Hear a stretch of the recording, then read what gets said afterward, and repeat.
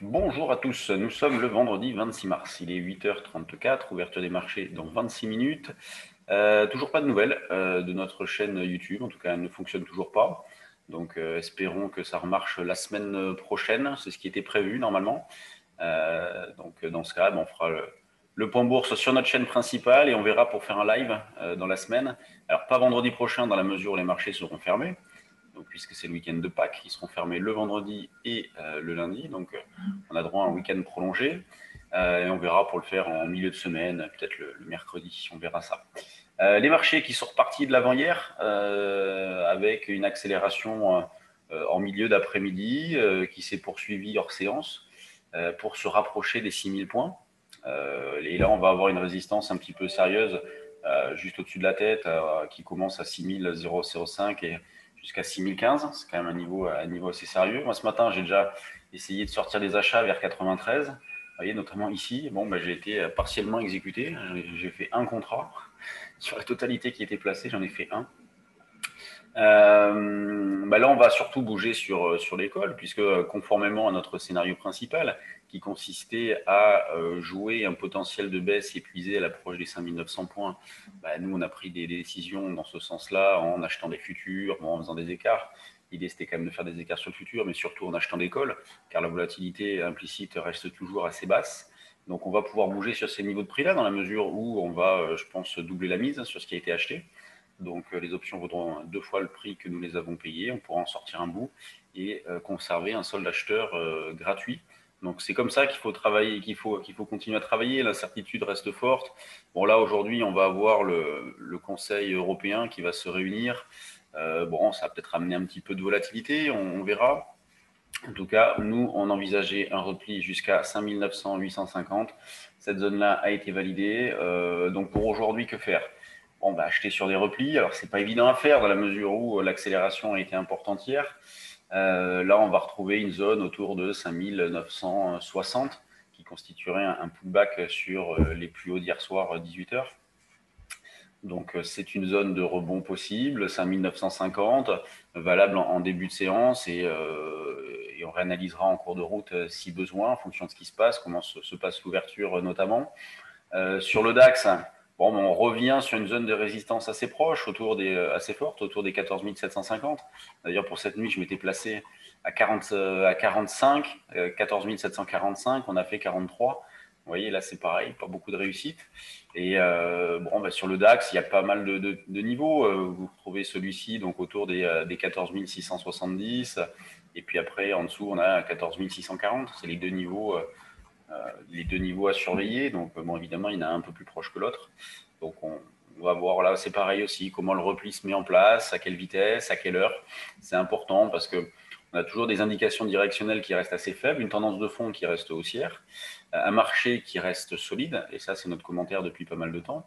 On est, selon nous, à l'abri de l'effet domino que nous avons connu en 2020, justement car les opérateurs sont méfiants, les gestions sont sous-investies, la volatilité implicite, on voit en fin 2020, fin 2019, début 2020, on avait une vol implicite autour de 10, là on est plutôt autour de 15. Donc on voit qu'il y a davantage de méfiance, de prudence, ce qui est une bonne chose, et ce qui met à l'abri les marchés d'un retracement très important, en tout cas pour l'instant. L'eurodoll. Alors l'eurodoll, lui, s'affaiblit petit à petit, toujours sans grande volatilité. On continue d'exploiter un sens prioritaire vendeur, donc on cherche à vendre sur des rebonds. Là, la zone de vente pour ce début de séance, allez, on va prendre un 18,25 par exemple, un 18,25, un 18,35, c'est des niveaux qu'on a proposés hier, mais qui ont pas été atteints. Donc toujours le 1 euro-doll, pas très intéressant à travailler, mais qui pour l'instant valide notre scénario de fond, à savoir une tendance baissière et un premier objectif moyen terme qui a été atteint, puisque on évoquait un 17,60 et ensuite un 16,10. Donc le 17,60 a été fait et maintenant c'est un 16,10. Donc à plus long terme. Sur les actions, toujours une phase particulière. Il n'y a pas de relais, c'est laborieux, c'est difficile de travailler les mid et small cap dans cette phase-là.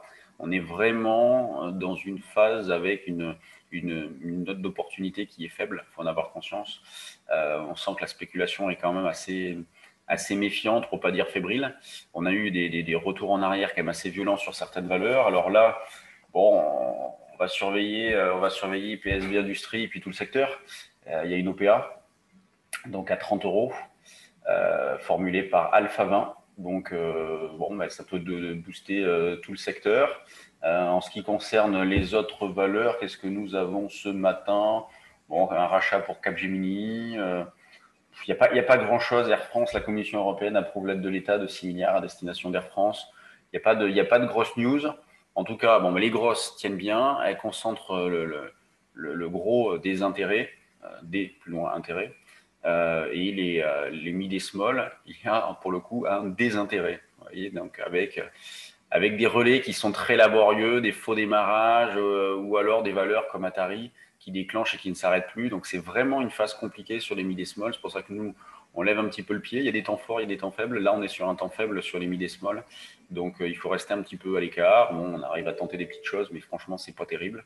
Et c'est dans ces phases-là qu'il faut se concentrer sur les indices, sur le futur, sur les options. Et là, il y a quand même des choses intéressantes à faire parce que la volatilité, mine de rien, est intéressante. Et hier, par exemple, on a fait une belle journée avec un achat, notamment le matin, à 5903,5.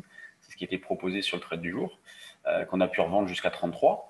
Et puis, on a pu recommencer éventuellement en double appui ici, voire un cran en dessous. Moi, je ne l'ai pas fait puisque j'ai payé 903, que j'ai revendu à 33 avec un signal technique qui s'est mis en place ici. Bon, ensuite, il a fallu être patient, mais on a fini par avoir raison et avoir le rebond. Donc, sur les indices, il y a des choses à faire et c'est pour ça qu'il faut être un peu touche à tout. Il faut avoir des idées et des stratégies sur différents supports. Parfois, les actions, c'est très porteur, et bien on va privilégier les actions. Puis parfois, il y a moins d'intérêt comme en ce moment, et bien on se concentre davantage sur l'indice. Donc, c'est ça être trader, c'est être capable de s'adapter à ce que propose le marché. Allez, moi, je vous laisse. Formation option, dernière journée. Donc, on boucle une semaine intensive de formation. On a commencé avec les futurs en début de semaine, on termine par les options. Avec, justement, on va discuter avec les stagiaires des achats de call que nous avons réalisés. Certains l'ont fait en temps réel pendant la formation, donc on va en discuter et puis on va réaliser les cas. On va bouger un petit peu là-dessus. On va en parler en tout cas. Allez, bonne séance, bon week-end. On se retrouve lundi sur notre chaîne principale, sur notre chaîne secondaire. Je n'en sais rien. Ça sera la surprise. Allez, salut tout le monde.